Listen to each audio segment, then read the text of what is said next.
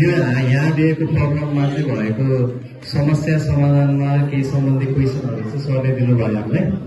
यसमा चाहिँ हाम्रो पहिलो क्वेसनमा चाहिँ के छ भने why might explaining and writing notes not be enough for primary school children, अर्थात् प्राथमिक विद्यालयमा अध्ययनरत विद्यार्थीहरूका लागि किन व्याख्यात्मक र लेखन नोटहरू मात्र इनफ छैन भन्ने कुरा र यो क्वेसनको एन्सरमा हामीले ग्रुप डिस्कसन गराएर केही पोइन्टहरू केही एन्सरहरू तयार गरेका छौँ र यो एन्सरहरू यस प्रकार छन्।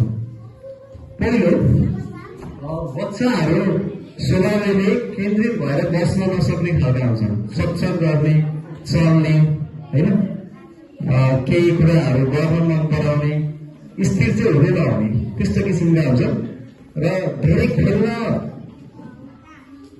रमाउन मन पराउने स्वभावका हुन्छन्। उनीहरू केही कुराहरू बनाउन चाहन्छन्, बच्चाहरू जस्ट पढ्न मात्र चाहँदैनन् र त्यसैले नोट लेख्ने र बुझाउने पद्धति मात्रै पर्याप्त हुँदैन, नहुन पनि सक्छ।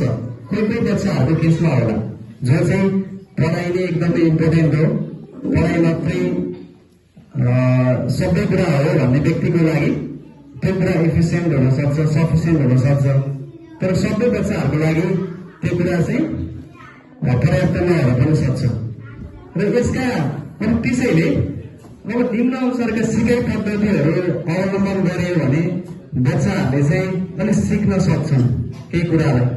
जस्तै साइन्सकै कुराहरू पनि बच्चाहरूले बुझेर, भ्रमण गरेर, अवलोकन गरेर त्यो कुरालाई चाहिँ राम्रोसँग सिक्न सक्छ। जस्तै पहिलो चाहिँ छलफल विधि, छलफल गरेर कुनै पनि कुरालाई चाहिँ छलफलको माध्यमबाट चाहिँ हामीले अध्ययन गऱ्यौँ, पढ्यौँ भने चाहिँ त्यो कुरा लङ लास्टिङ हुन्छ, लामो समयसम्म चाहिँ त्यो कुरा चाहिँ हामीले बुझ्न सक्छौँ, सम्झना हुन्छ। त्यही भएर ग्रुप डिस्कसन, छलफल एकदमै महत्त्वपूर्ण र आवश्यक छ। र अर्को कुरा खेल विधि, खेल खेलेर, जस्तै उदाहरणको लागि एउटा हेल्थ टिचरले भलिबल खेलाउनु हुन्छ, तर भलिबल खेलाउँछ तर त्यो बच्चालाई चाहिँ त्यो कति मिटरको हुन्छ, त्यसको लेन्थ कति हुन्छ, त्यसको चौडाइ कति हुन्छ भन्ने कुरा थाहा हुँदैन। त्यस्ता बच्चाहरूलाई खेल मैदानमा लगाएर सिकाउँ। कतिजना प्लेयरहरू चाहिँ खेल्छन्, एउटा टिममा हुन्छन् भन्ने कुरा पनि बुझाउँ, खेलाएर नै बुझाउँ, त्यो चाहिँ खेल विधि हो।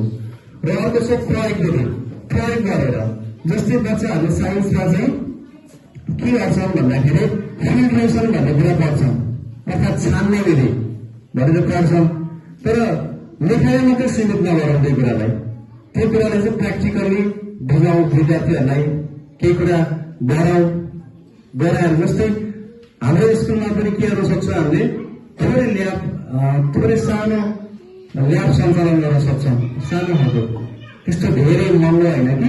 जस्तो फिल्ट्रेसन भनेपछि फिल्ट्रेसन पेपर 5-10 रुपियाँमा आउँछ र त्यो पेपरहरू किनेर बच्चाहरूलाई चाहिँ गराउन सक्छौँ। त्यसरी पनि के गर्न सक्छौँ, प्रयोग विधि हुन्छ। र अर्को शब्द दृश्य विधि, जस्तै बच्चाहरू सुनेर देखेर धेरै कुरा जान्न सक्छन्, उनीहरू आफै हेरेर पढ्यो भने त्यो कुरा चाहिँ उनीहरूले गर्न सक्छन्, देख्न सक्छन्। त्यही भएर शब्द दृश्य विधि पनि एउटा महत्त्वपूर्ण पाटो हो, पक्ष हो, यसको लागि आवश्यक छ यो कुरा पनि। शब्द दृश्य विधि, शब्द भनेको आइसिटी टुल्सहरू, स्मार्ट बोर्डहरूबाट बच्चाहरूलाई पढायो भने उनीहरूले ध्यान दिएर हेर्छन्, सुन्छन्, बुझ्न ट्राई गर्छन्। अनि जस्ट बोर्डमा टिचरले लेखेको ह्यान्डराइटिङ हेरेर मक्क पर्दैनन् पहिला जस्तो बच्चाहरू। अहिलेका बच्चाहरू चाहिँ त्यहाँ हेरेर बोर्ड कति राम्रो सर हजुरको अक्षर भन्नेमा छैनन् अहिलेका बच्चाहरू। अहिलेका बच्चाहरू चाहिँ के छन् भने उनीहरू चाहिँ एकदमै कलरफुल नोटहरू, कलरफुल चित्रहरू हेरेर सिक्न चाहन्छन्। त्यही भएर यो विधिबाट पनि बच्चाहरूलाई हामीले के गर्न सक्छौँ, पढाउन र सिकाइ उपलब्धिलाई एकदमै इफिसियन्ट, एकदमै सफिसियन्ट बनाउन सक्छौँ। यो भन्दा भन्दै अहिलेसम्मको पढाइ फेरि इन्सफिसियन्ट भन्ने खोजेको होइन, जस्ट केही कुरा एड गर्न आवश्यक छ हामीले। यो कुरा चाहिँ यी 4वटा विधिहरू एड गर्यौँ भने पक्कै पनि एक्टिभ लर्निङमा केही न केही सुधार होला र केही न केही राम्रो होला। र यति भन्दै मेरा कुराहरू यही पुनः चाहन्छु। हस्त धन्यवाद।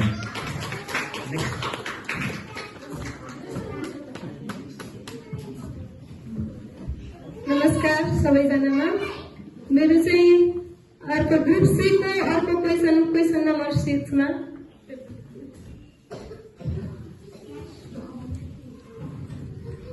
हामीलाई 6 नम्बरको क्वेसन परेको थियो, how do children at the primary level learn best by listening, doing, seeing or discussing explain.